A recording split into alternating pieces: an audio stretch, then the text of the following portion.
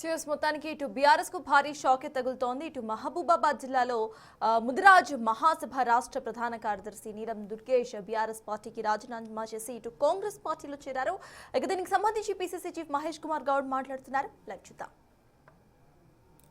రేవంత్ రెడ్డి గారు ఇస్తున్నటువంటి సంక్షేమం, అభివృద్ధి, ఉచిత బస్సు మొదలుకొని ఇవాళ సన్న బియ్యాల వరకు పేదల ప్రజా సంక్షేమమే ధ్యేయంగా నడుస్తున్నటువంటి కాంగ్రెస్ పార్టీ 10 ఏళ్లు ఒక్కటంటే ఒక రేషన్ కార్డు ఇవ్వలేని పరిస్థితి పోయిన ప్రభుత్వం, ఇండ్లు ఇవ్వలేని పరిస్థితి, సన్న బియ్యం ఇవ్వలేని పరిస్థితి, ఫ్రీ కరెంటు ఇవ్వలేని పరిస్థితి, వీళ్ళన్నింటి అధిగమించి పోయిన ముఖ్యమంత్రి 7.5 లక్షల కోట్ల అప్పులు మనం పెట్టిపోయినా దాన్ని గాడిలో పెడుతూ ఎన్నికలకు ముందు పీసీ అధ్యక్షుడిగా రేవంత్ రెడ్డి గారు, ఆనాడు సోనియా గాంధీ, రాహుల్ గాంధీ గారి సమక్షంలో ఖర్గే గారు ఇచ్చిన మాట ప్రకారం మనం ఇచ్చిన హామీలన్నీ కూడా ఎంత కష్టతరమైనా ఒక్కొక్కటిగా మేము ముందుస్తూ తీరుస్తా పోతా ఉన్నాం.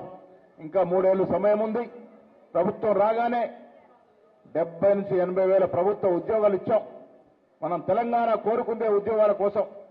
అలాంటి తెలంగాణను 10 ఏళ్లు ఉద్యోగాలు లేకుండా ఎండబెట్టే పరిస్థితి, ఆ పరిస్థితి నుంచి మన అధికారంలోకి రాగానే దాదాపు 80 వేల ఉద్యోగాలు ఇవ్వడమే కాకుండా 2013లో జరిగినటువంటి గ్రూప్ 1 ఎగ్జామ్ తర్వాత మళ్ళీ రాష్ట్రంలో గ్రూప్ 1 ఎగ్జామ్ జరగలే. మనం పెట్టి గ్రూప్ 1 ఎగ్జామ్ పెట్టడమే కాకుండా టీచర్లు కానీ, పోలీసులు కానీ, వ్యవసాయ శాఖ కానీ, ఆరోగ్య శాఖ కానీ అన్ని కూడా ఉద్యోగాలు ఇస్తా పోతా ఉన్నాం. ఇంకా కూడా ఉద్యోగాలు ఇచ్చే పరిస్థితి మన రాష్ట్రంలో ఉంది. మీలాంటి వ్యక్తుల యొక్క చదువుకున్న పిల్లలు, మీ పిల్లలు చదువుకున్న ఉద్యోగాల్లోకి అలవాడుతున్నటువంటి తరుణంలో ఉద్యోగాల మేళా పెడుతూ తెలంగాణలో కాంగ్రెస్ ప్రభుత్వం ముందుకు వస్తున్న తరుణం. వరంగల్ జిల్లా, ఉమ్మడి వరంగల్ జిల్లాకి రాజకీయ ప్రత్యేకత ఉంది. చాలా మంది పెద్ద పెద్ద నాయకులు అందించినటువంటి జిల్లా. అలాంటి జిల్లా నుంచి మీరు అందరూ ఉన్నారు. అలాంటి చైతన్యవంత జిల్లా నుంచి మీరు అందరూ వచ్చినారు. చాలా పెద్ద నాయకులు అందించినటువంటి జిల్లా వరంగల్ జిల్లా. ఆ జిల్లా నుంచి ఇవాళ దుర్గేష్ గారు మన పార్టీలో చేరుతున్నటువంటి సందర్భంగా వారికి మనస్ఫూర్తిగా స్వాగతం పలుకుతా ఉన్నాం. ముఖ్యమంత్రి గారు వేం నరేందర్ రెడ్డి గారు, ఆ జిల్లా ఇన్ఛార్జ్ మంత్రి పొంగులేటి శ్రీనివాస్ గారు, సీతక్క గారు, సురేఖ గారు అందరూ కూడా మీ సహకారం ఇస్తారు.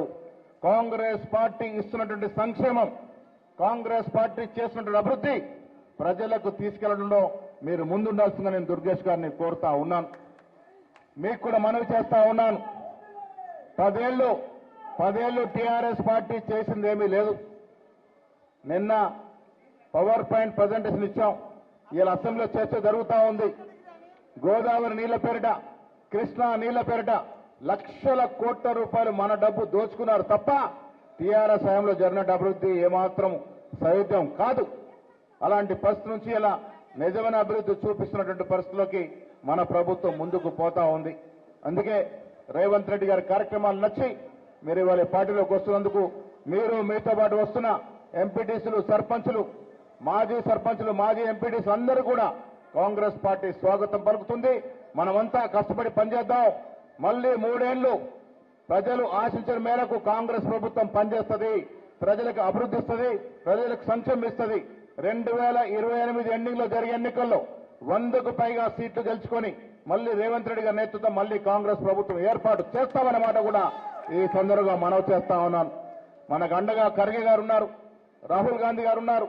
ఎస్సీ, ఎస్టీ, బీసీ మైనార్టీల కోసం పాటుపడేటువంటి రాహుల్ గాంధీ గారి నేతృత్వంలో మన ప్రభుత్వం నడుస్తా ఉంది. మిత్రులారా, భారత్ జోడో యాత్ర